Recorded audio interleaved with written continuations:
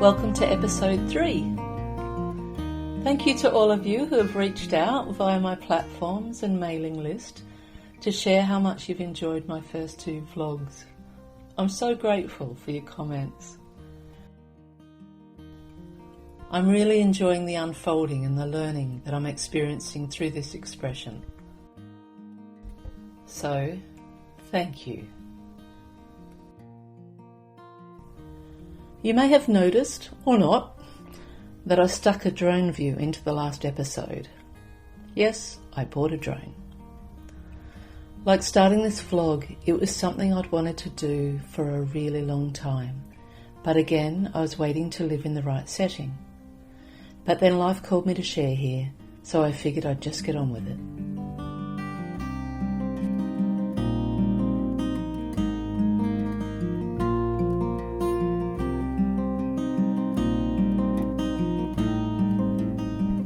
I was actually pretty nervous when I opened the box, wondering where to start, wishing my mate Floss was with me since he's always a step or 2 in front of me with tech and photography.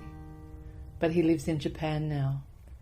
So it was one of those things that you just have to get on with, to work it out yourself and feel the sense of achievement later.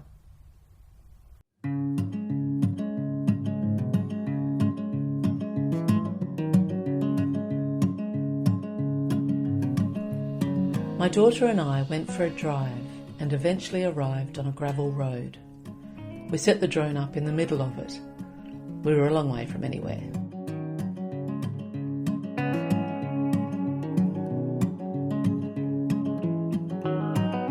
It took a while to get it all happening, connecting this and that. But eventually, it was up and away.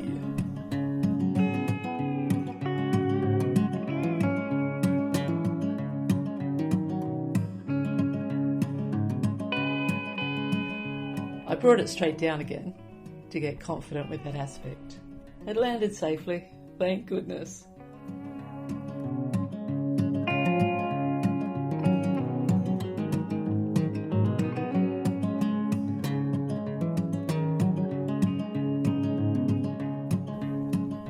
Then up it went again, and higher, zooming, probably a bit faster than is necessary.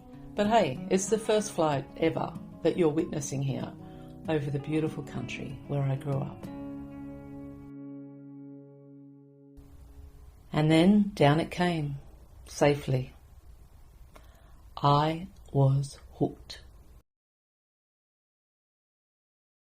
I am hooked.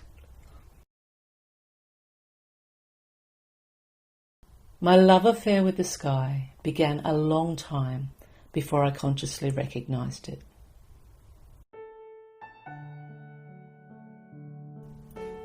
I grew up here, a farm in the New England region of New South Wales, Australia. The farm didn't look like this then. It was a drought-ridden, barren place trying to grow sheep and wheat, with a half-fallen-down house full of possums and rats. But week by week and year by year, my father improved it within his capabilities.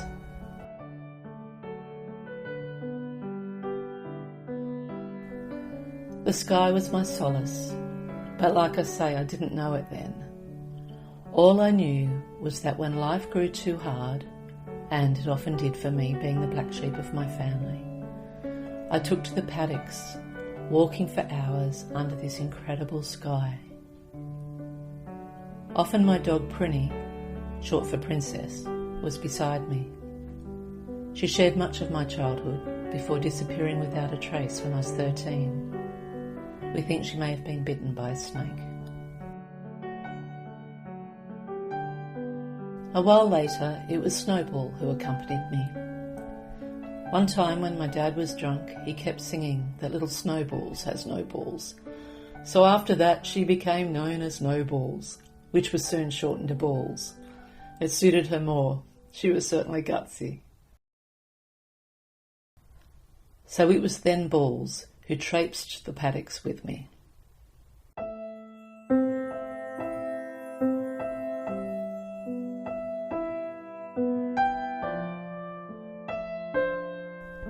I didn't know that it was the sky that was healing me, that vast openness nurturing my teenage pain. All I knew was that I could breathe when I was out there under it.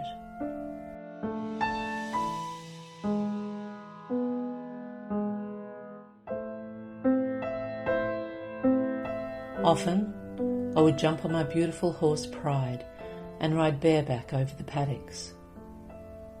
He was a dear horse, but I was too young to recognise his wisdom and the gift he was to me. This is him and I, on the left, with my friend Alexis at pony camp.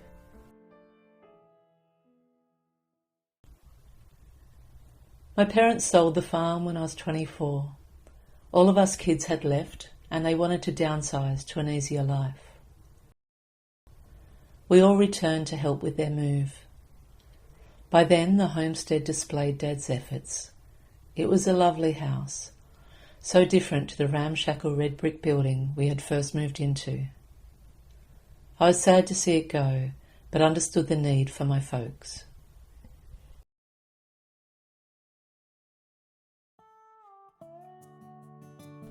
I moved around a bit and ended up in England for a couple of years. It was there that the word sky became more a part of my vocabulary. I felt a pull to be out under a vast one, but I wasn't ready to return to Australia.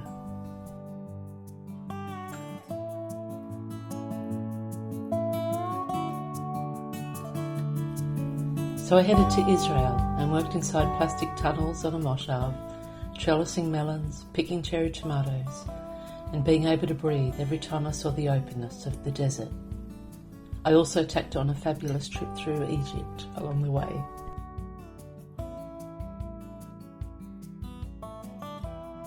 I returned to England for a while after that, but then headed home to Australia.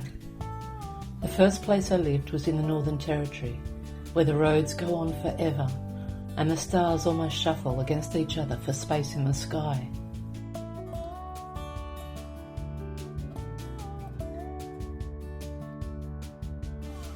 I realised on that trip that I would always need a big sky to feel totally at home.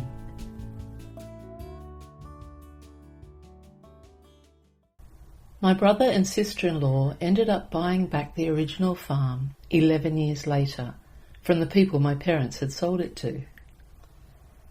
They've made many improvements to it to support their lifestyle with horses, not sheep.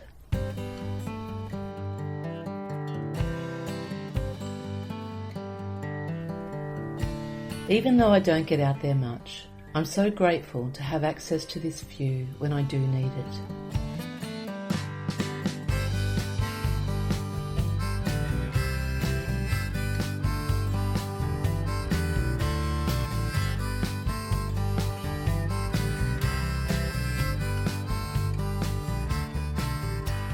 Their children have also grown up here, and now their first grandchild will be connected to this land.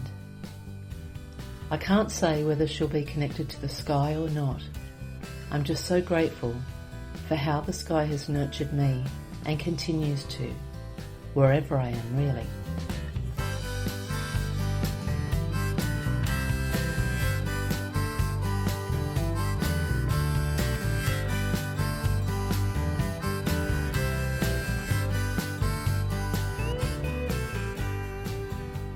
A lot of people find solace in the ocean,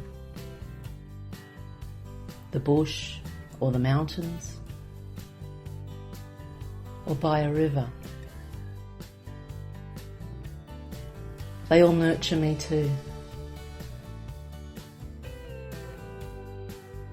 But it is the sky that holds me safest, that cracks my heart open every time and reminds me that although I am just a small speck in the big picture, I am also a part of the vastness of it all.